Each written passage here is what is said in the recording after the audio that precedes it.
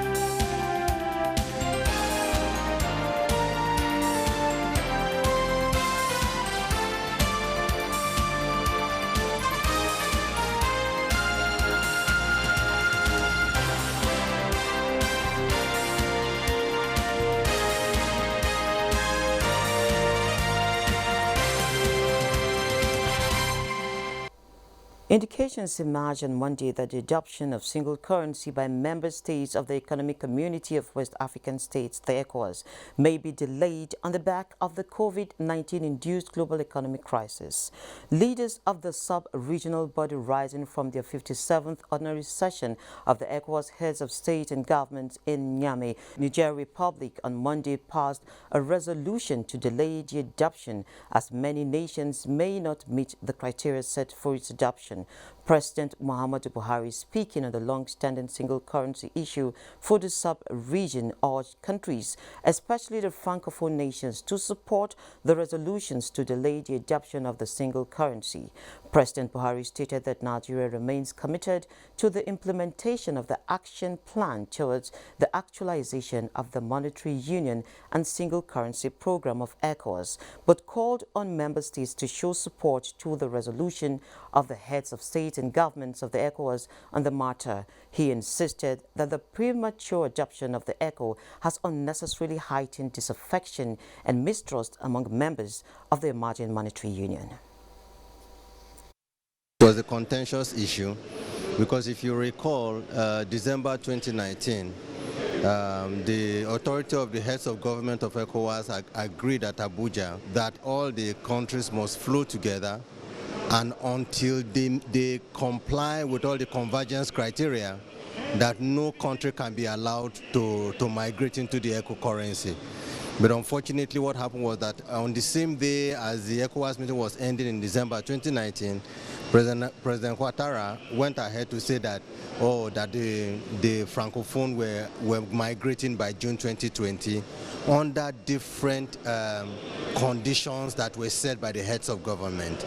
But at today's meeting, the issue came up, and I'd like to put it mildly. They accepted that they made a mistake and that there is a need for them to now stick with the already agreed program and the timelines, as well as the conditionalities that have been put in place for this program.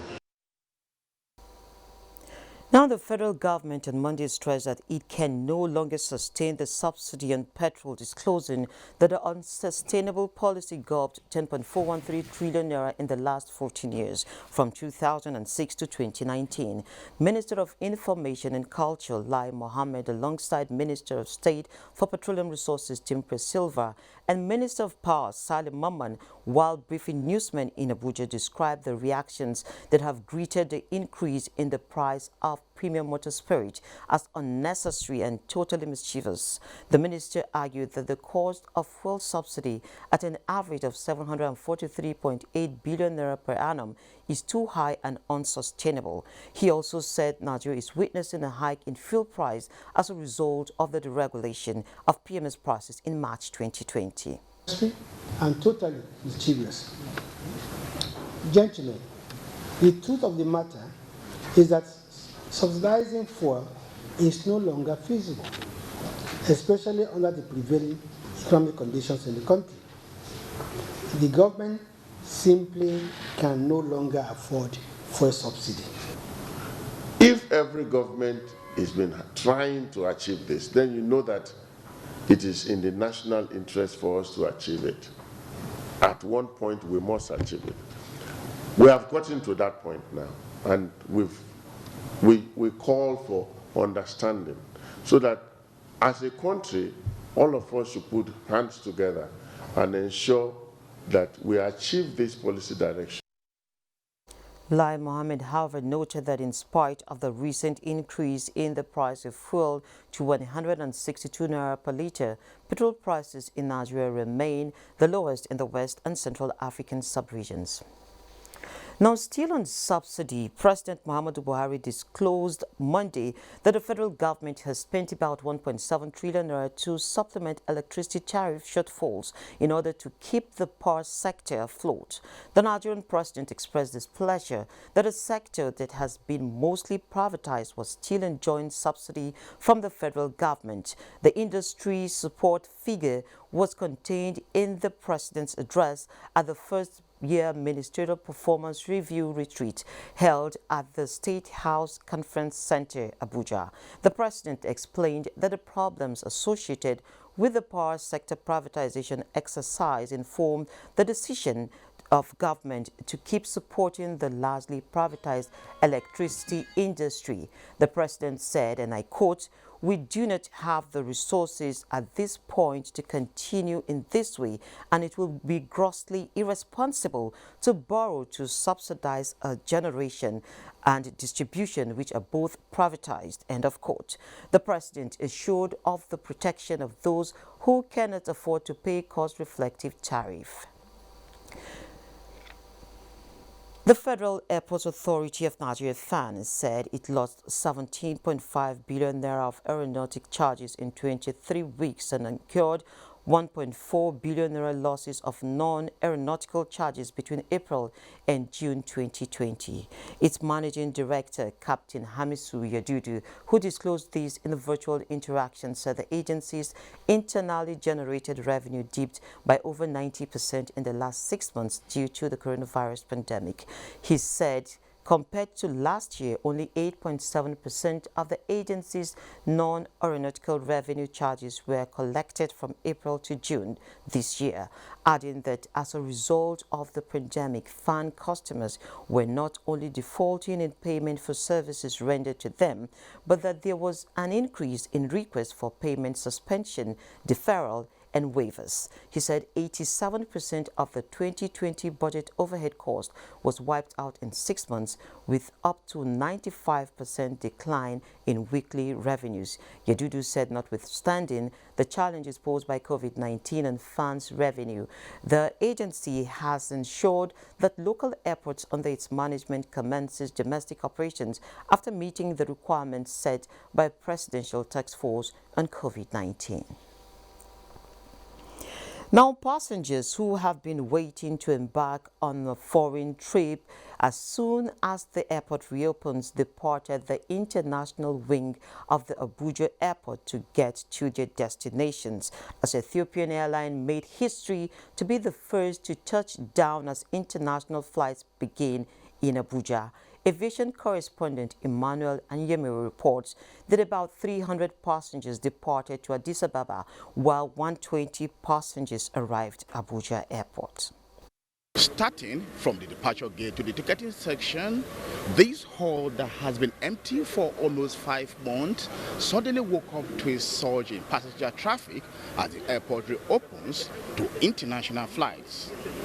For departing passengers, it was a long dream come true, which informed the large turnout on day one of flight resumption. 4 months, 4-5 months, we are waiting for this opportunity. Actually, okay. A long time we're waiting for, and we hope that from today the international connection continues. We're traveling with 7 guys from Russia, and today we don't go home to Russia.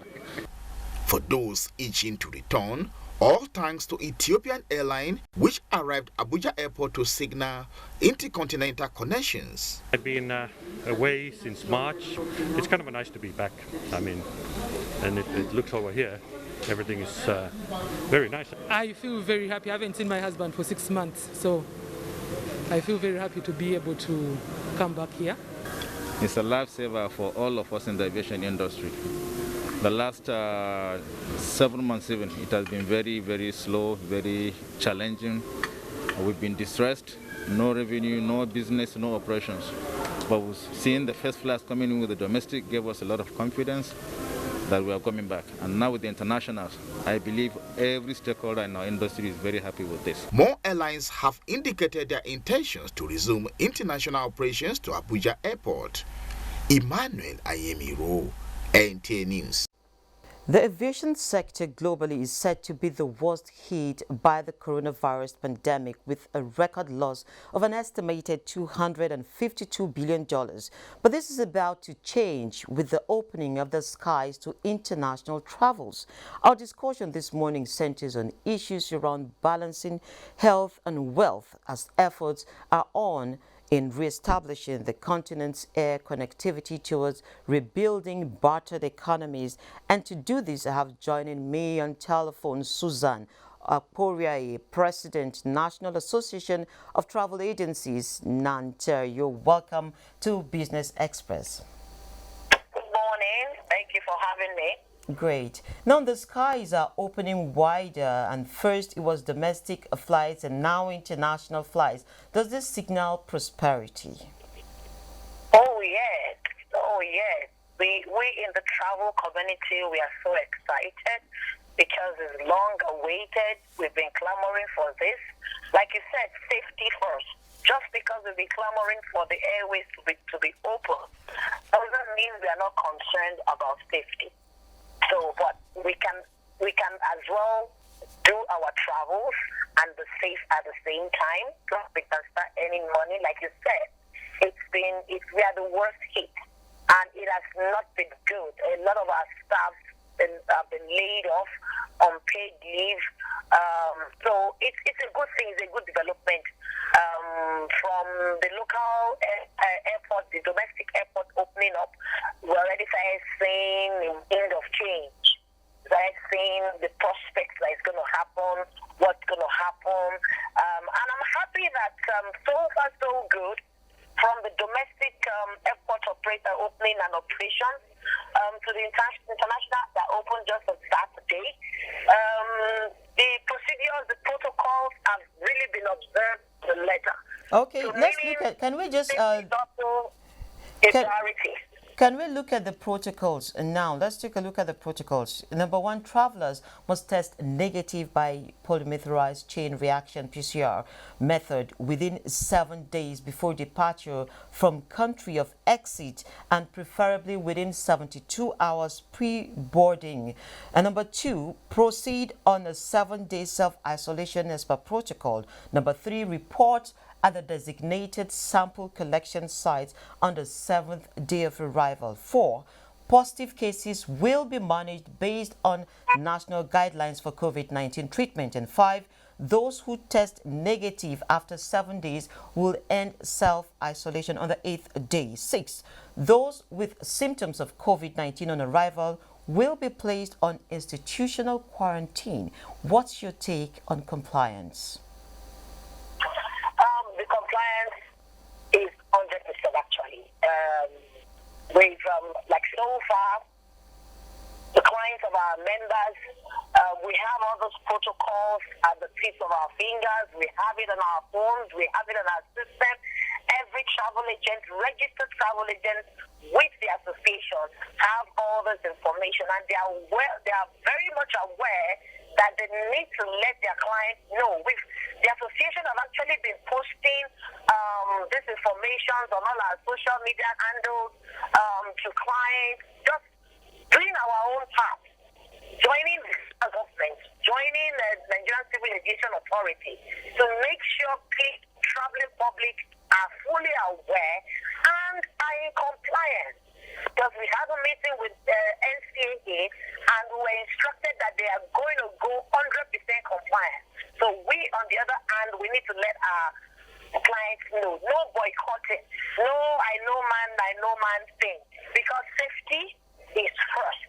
Okay, safety of so yourself and safety of every other person. okay, still on safety now, we already hear cases of passengers testing negative at point of takeoff from Nigeria, but on arrival at other countries, they are subjected to more tests, and in some cases, the results change. How should that be handled? Okay, for me, if you ask me, depending on the financial capacity of the person, because I've actually had a case like that where my client was so sure he shouldn't have tested positive. Maybe there was a mix-up, because he actually told me he wasn't satisfied with the way they took the sample. So he suspected that's probably why he had the positive test. So he went to another more established hospital with more a standard laboratory to do it, and he was actually correct. He was negative. So depending on your financial capability, that is why we will say for sure that people should use the approved centers for testing hospitals, because the federal government have gone through checking the laboratories of these hospitals.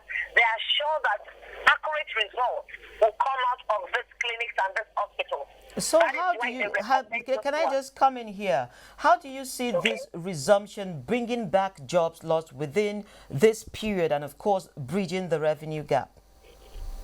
Oh, yes, it is definitely going to. Like most offices of the travel agencies have opened, though the opening is still gradual because the business is still picking up. So we've all opened with schedules for our staff.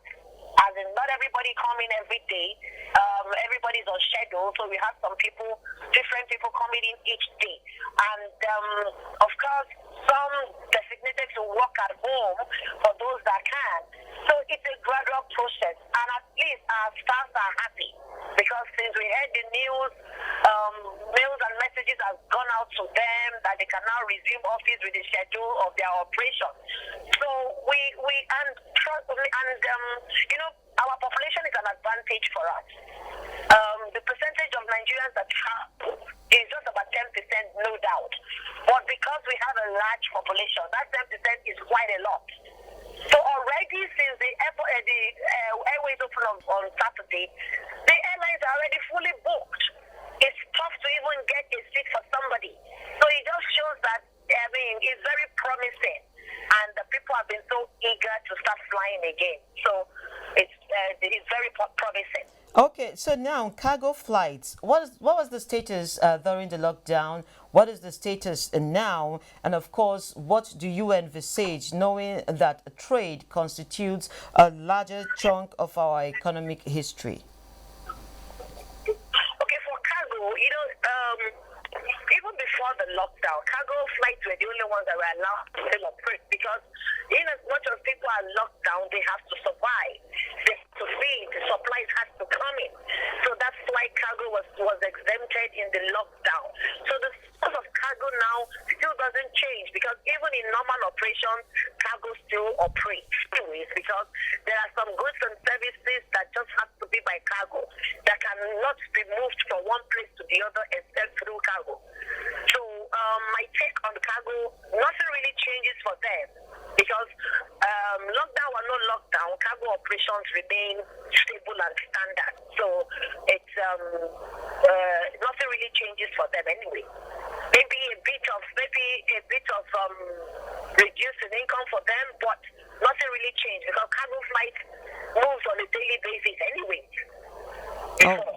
Okay, thank you very much, Susan. It's been a pleasure speaking with you. Thank you so much. Okay. Now moving on, development experts advocate investment in infrastructure to attain Nigeria's Vision 2050. A development economist, Professor Kenife, said the commitment by the federal government to improve on the country's infrastructure should be sustained. Of the various visions of Nigeria 2050, our GDP will be 6.4 trillion. 2030 to be 1.64 trillion. You can never get near these figures if you're not investing in infrastructure. Secondly, investors investing, particularly FDI, they go to where the infrastructures are. They're not going to borrow money for the core business and then borrow money to come and build your infrastructure. It's not going to work. So now, obviously, when you are approaching investment in infrastructure, the first question is, have you got your own savings? You borrow from your savings, we haven't got. Then if you haven't got, then you have to look to borrow. And then the issue now becomes an issue of debt sustainability. Now on the stock market, trading resumed this week with stocks failing to maintain steam. The all-share index at the close of Monday's session logged a marginal loss of 0.09% to end at 25,582.25 points. Equity capitalization ended the day at 13.345 trillion naira. 254 million shares valued at 2 billion naira exchanged hands in 4,699 deals. The financial services sector led the activity chart and was topped by UBA, Zenith Bank and Access Bank. Trading is starting on a very flat note this Tuesday morning. Oil prices fell on Tuesday amid concerns that a possible rise in COVID-19 cases following the U.S. Labor Day long weekend, which also marks the end of the peak U.S. driving season, could squeeze demand for fuel. Coronavirus cases rose in 22 of the 50 U.S. states. A Reuters analysis showed on the holiday weekend traditionally filled with gatherings to mark the end of summer. At the same time, cases are flaring up in India and Britain. Brent dropped on Monday after Saudi Arabia's Aramco, the world's top oil exporter, cut the October official selling prices for its Arab light crude, seen as a sign demand growth may be stuttering as COVID-19 cases flare up around the world. Also weighing on the market is the upcoming maintenance season for U.S. refineries, which could cut crude demand by 1.5 million to 2 million barrels per day. Asia-Pacific stocks rise as Japan's second quarter GDP is revised lower. Moplang Dakok has a review of how markets are trading this Tuesday. Stocks in Asia-Pacific were higher in Tuesday trade as Japan released revised gross domestic product figures for the second quarter 2020. In Japan, the Nikkei advanced 0.80%. China's Shanghai Composite inched up 0.78%, while other stocks on the continent also traded positive. European markets made a slow start Tuesday as global investors wait to see whether the dominant U.S. technology sector can recover momentum after last week's rout. In the U.S., stock futures were higher in early morning trading after technology shares suffered their worst sell-off in more than 5 months. Dow Jones gained 305 points. The S&P 500 and Nasdaq futures were also seen trading in positive territory. With global market update, Moplang Dakok. Well, thank you, Moplang. Now let's take a trip to the currency market.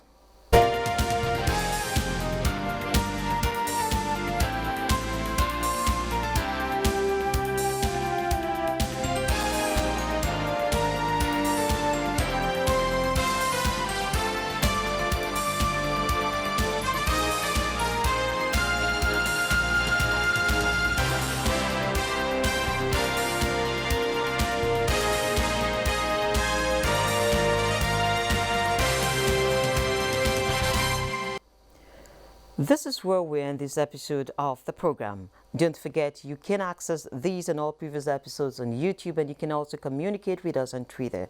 The handle is at NTA News Now with the hashtag BizExp. We value your feedback. Do join us again on Wednesday by 3 p.m. for another package. I'm Leah Katung. Baba Tunde. Stay in, stay safe.